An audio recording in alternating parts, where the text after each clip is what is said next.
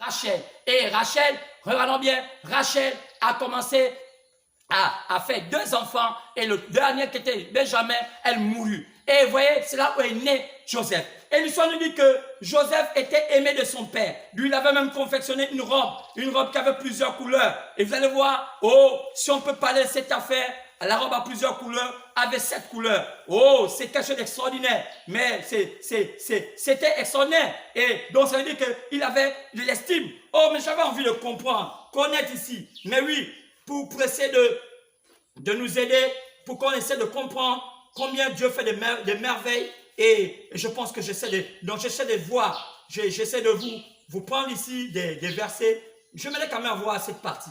Et si je ne trouve pas, je vais peut-être trouver ça plus tard. Alors, excusez-moi par rapport à cela, mais j'aimerais quand même vous aider. Ça va m'aider, vous aider pour qu'on ait une bonne vue de la chose, parce que je vous dis, c'est quelque chose d'extraordinaire.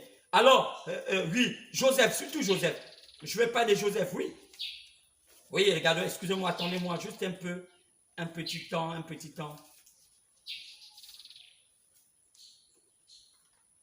Bon, si je ne trouve pas, je vais quand même trouver ici. Alors, ici, on peut aller ici. Je peux me perdre sur mes notes, mais je peux le trouver dans la Bible. Effectivement. Alors, regardez ici, la naissance de Joseph. Alors, l'histoire nous dit que Joseph était aimé de son père. Oui, lorsque Joseph est venu au monde, c'est un enfant qu'il aimait le plus. Et l'histoire dit qu'il était tellement aimé de son père.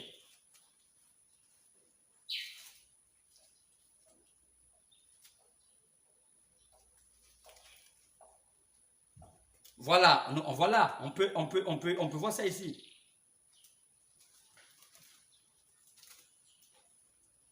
Voilà. Qui était Joseph? Joseph, un enfant extraordinaire.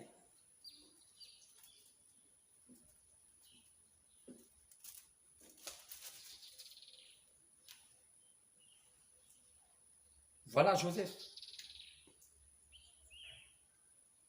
Bon, ben, en tout cas, je n'ai pas pris le temps de mettre ça en alignement, mais j'ai eu l'occasion de venir. Mais je disais que Joseph était aimé de son père et là-dedans, ses frères étaient tellement jaloux de lui. Et cela a amené beaucoup de choses, de telle sorte que Joseph était un enfant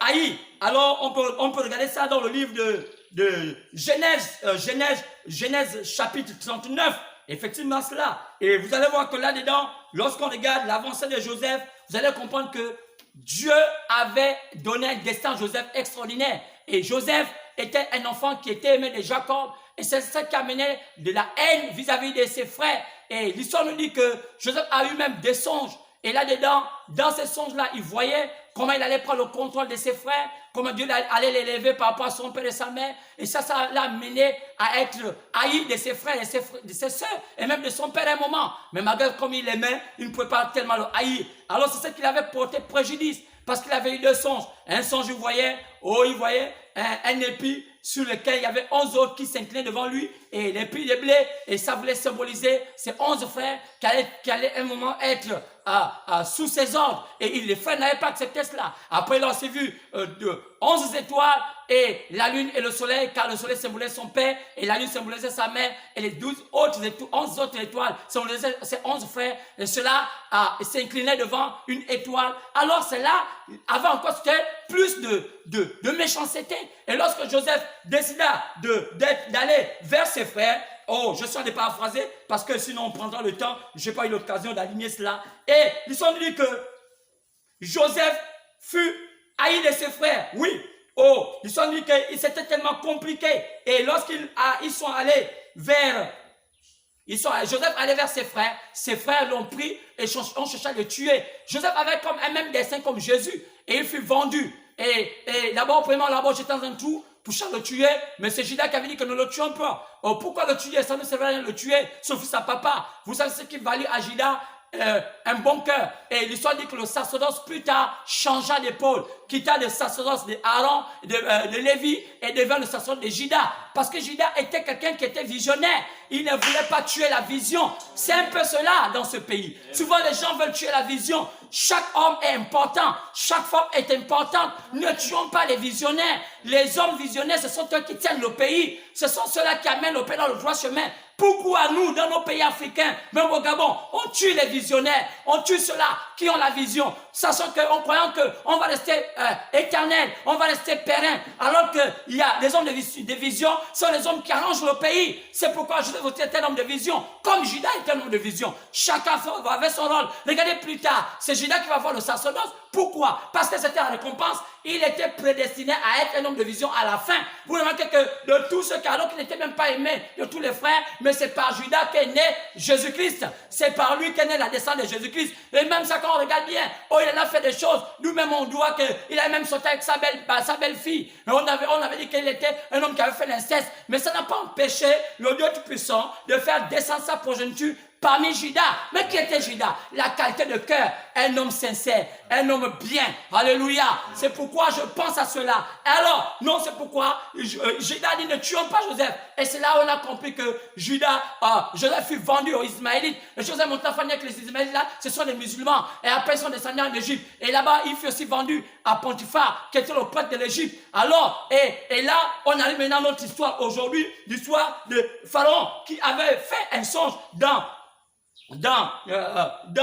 comment on appelle, on regarde bien dans Genèse, partant du verset, je crois, 41, au chapitre 41, oui, on voit au bout de 2 ans, Pharaon eut un songe, je crois que c'est cela, c'est clair, Genèse 41, partant du verset 1, et on voit Pharaon qui fait un songe, mais entre-temps, regardez Joseph est dans le cheminement de la vie, il était là, dans la formation de la vie, chaque homme a un cheminement de la vie, parfois dans le haut et comme dans le bas, c'est sa formation, donc n'ayez pas peur de parfois monter et descendre, parce que Dieu, vous ne pouvez pas passer par là où Dieu n'a pas programmé, souvent Dieu va souvent vous faire passer par là où il a programmé, c'est une manière de vous préparer à affronter l'avenir. Parce que chaque cheminement de l'homme sur la terre est une formation. Et Joseph, avant qu'il atteigne l'apogée, subit une formation. Il passa par la maison des Ismaélites. Vous savez que les Ismaélites, ce sont des hommes friands d'argent. Comme on voit les musulmans aujourd'hui. Ils aiment tellement les blimlis. Comme on voit Dubaï, comme on voit toutes ces choses-là. Mais dans le fond, ils sont faux.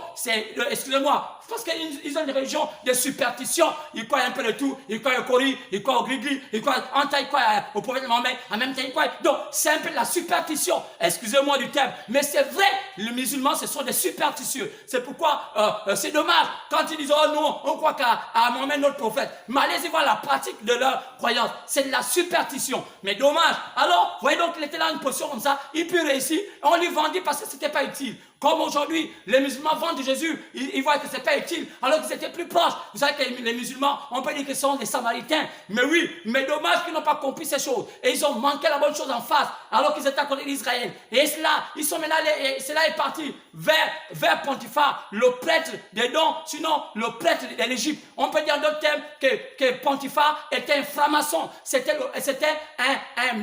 un prêtre franc-maçon, maçonnique. Et je vais pas dire maçonnique, peut-être Rosé qui sait bien, un homme de lumière à son temps. Et c'est cela. Et chacun est libre de faire ça. On peut dire aussi un bouddhiste, pourquoi pas un jobiste, bien pourquoi pas un voluman, si on peut les appeler comme ça. Alors, mais Joseph aussi avait passé cette étape-là et démontra que sa lumière était plus élevée que la lumière que portait Potiphar. Et c'est ce qui l'avait amené la joie parce qu'il fut tenté. Et lorsqu'il fut tenté par la femme de Potiphar, Joseph n'était pas tombé. Et c'est cela. Beaucoup de nos passants aujourd'hui, pour des petites choses, ils tombent. Oh, pour un peu d'argent, ils tombent. Et parfois, aujourd'hui, ils changent de poste. Parfois, vous voyez, ils sont aussi aujourd'hui devenus pasteurs, après demain ils deviennent bishop, après ils deviennent évêques, après ils deviennent ceci, après ils deviennent aumôniers. Et vous voyez, parfois ils veulent imiter maintenant l'église catholique pour qu'ils aient la faveur du pouvoir. Et tout ça, vous voyez, cette fausseté amène à ce que le pouvoir se moque des pasteurs gabonais aujourd'hui parce que ce sont des pasteurs qui sont à la merci de l'argent, la merci du bien naturel. Ils ne montrent pas la spiritualité, c'est une pure spiritualité liée au bien matériel. Nous, lorsqu'ils forment les chrétiens, ce sont des chrétiens limitrophes, des chrétiens aussi qui sont liés au bien matériel et qui sont là pour se bagarrer, pour les choses parfois de futilité. Et l'esprit de Christ n'est pas en eux. Et pourquoi vous remarquez que le Gabon, depuis combien d'années que le Christ est rentré, les Gabonais ne sont pas convertis. Ils sont restés des religieux, chacun a son système, ses battants, chacun a son clan. Et tantôt ils sont catholiques, tantôt ils sont protestants, tantôt ils sont des alliances chrétiennes venant de Hollande, tantôt, mais ils ne connaissent même pas ce qu'ils croient. Tantôt ils sont témoins de Jéhovah, tantôt ils sont musulmans, tantôt parce qu'ils veulent manger du riz, ils vont à l'islam, et tantôt ils veulent avoir la protection du président parce qu'il est musulman. À l'islam, tantôt ils sont un peu ceci, tantôt ils sont dans tous les sens. Et puis à la fin, ils sont éveillés. Ce qu'on appelle les panthéonistes charismatiques. Et là, c'est la dernière maison. Et je dis que la dernière maison qu'a les panthéonistes charismatiques, c'est ce qu'on appelle aujourd'hui les Amoréens. Et ce sont eux, lorsqu'ils vont, on dit, lorsque les limites des Amoréens vont montrer à leur comble, c'est là où on va voir que tout est arrivé. Pourquoi? Parce que c'est la dernière maison de la religion qui fait plus sur la terre en chassant les démons, en faisant ceci pendant le trône de Jésus. Mais au fond, ils sont faux. Quand vous regardez bien, et vous voyez, ils amènent les fidèles à dire, formez-vous à ceci, les assurances du ministère, apprenez à parler la langue, tout ce qui n'est même pas chrétien. Depuis quand on apprend à parler la langue? Puisqu'on dit c'est poussé par l'esprit. Il y a tellement de fausseté et que l'histoire dit que ça va arriver à son comble. Quoi? L'abomination des Amoréens. Donc, les limites des Amoréens. Quoi? Les églises vont montrer la limite et c'est à ce niveau-là que Satan va agir. Est-ce qu'ils ne savent pas qu'il y a un danger qui court derrière eux? Il y a une épée qui est au-dessus des églises. Bientôt cette épée va les frapper. Et quand cette épée va les frapper, la Bible dit qu'ils seront en débandade. Et cela viendra la persécution. Oh, où sera l'épouse? L'épouse sera dans le palais. C'est pourquoi je ne sais pas si ceux qui connaissent William Branham savent ce qu'on appelle être dans le palais. Ils prêchent encore comme les dénominationnels. Ils savent comme les dénominationnels. Ils ont l'attitude comme les dénominationnels. Leurs fidèles ne sont même pas convertis. Vous les voyez, ils sont dans les déchirures. Oh, ils vont d'église en église. Et ils vont cela. D'autres vont à gauche. D'autres, tantôt ils sont à plein ciel. Tantôt ils sont plein ciel. Soit c'est plein ils sont là-bas. Ils sont parfois dans l'hôpital. Ils sont dans tous les sens. Ils changent d'église en église au point où on les a taxés des brahmistes. Alors que le message de Abraham est un vrai message. Et ils ont amené ce message à être mal vu parce qu'ils ont mal apporté ça, parce qu'ils ont des positions fausses. C'est pourquoi des vrais enfants de Dieu, même si on s'est trompé, même ça dure 1000 ans, revenez là où on s'est trompé, revenez là où on est tombé et allez de l'avant. Pourquoi les gens ont honte de dire nous avons failli là, revenons, allons de l'avant. Et ils passent leur temps à dire nous sommes les pères spirituels. Quel père spirituel? Qu'est-ce qu'on appelle père spirituel? C'est pourquoi Jésus-Christ a dit changer cela. Il dit c'est les humains à la 11e heure qui vont se lever. C'est ceux qui vont avoir la même récompense et même la plus grande récompense. C'est ce que lorsque Salomon était mort, alors que le royaume était divisé avec Jéroboam et Roboam, qu'est-ce qui s'est passé? Dieu décidé de dire que je serai du côté de celui qui va durcir le ton. Qui avait durci le ton? C'est Roboam. Roboam qui était le fils de Salomon, qui avait dit que mon père vous tapait avec des fouets, mais moi je vous tape avec les scorpions. Le peuple avait dit non, nous on ne peut pas aller du côté de Jéroboam, l'esclave, parce que l'esclave va nous cajoler. Vous savez que les gens aiment aller du côté là, on les cajole. Et le diable travaille comme ça.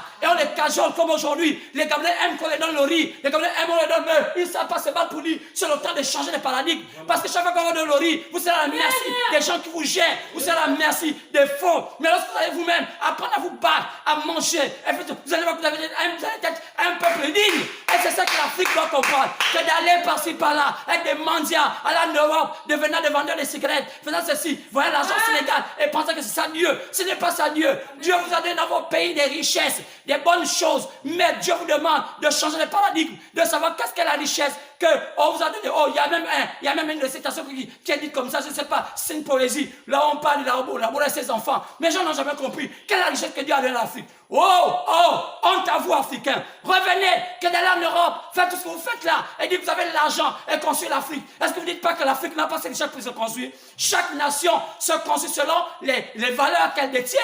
Chaque pays, regardez la France, regardez l'Angleterre, regardez tous ces grands pays, comment ils ont été bâtis? Ils ont été bâtis sur les valeurs de ceux qui croient. C'est pourquoi chaque construction, venez au Gabon, vous allez voir, on ne sait pas sur quelle base le Gabon construit ses maisons, mais ils n'ont pas de valeur. Regardez, allez-y en Côte d'Ivoire, allez-y pendant ces pays, il n'y a pas de repères. Mais moi j'aurais compris que si on avait des vrais fils qui étaient des vrais initiés, ils devaient comprendre que lorsqu'on parle d'une civilisation naît avec ses principes, naît avec sa vision, et elle démontre aux autres civilisations que voilà ce que nous croyons. Mais c'est dommage que nous on va dans tous les sens. On veut montrer l'américaine, on veut montrer l'anglaise, on veut montrer la française, on veut montrer ceci, cela, alors que c'est faux. Qu'est-ce que le Gabon aussi doit apporter? Honte à vous Gabonais, revenez à Dieu, cessez d'être là dans un semblant de christianisme, dans un semblant de religion qui ne vous change pas, qui ne va jamais vous changer. Vous allez tout le temps faire les réunions de prière qui vont durer même pendant des milliers d'années.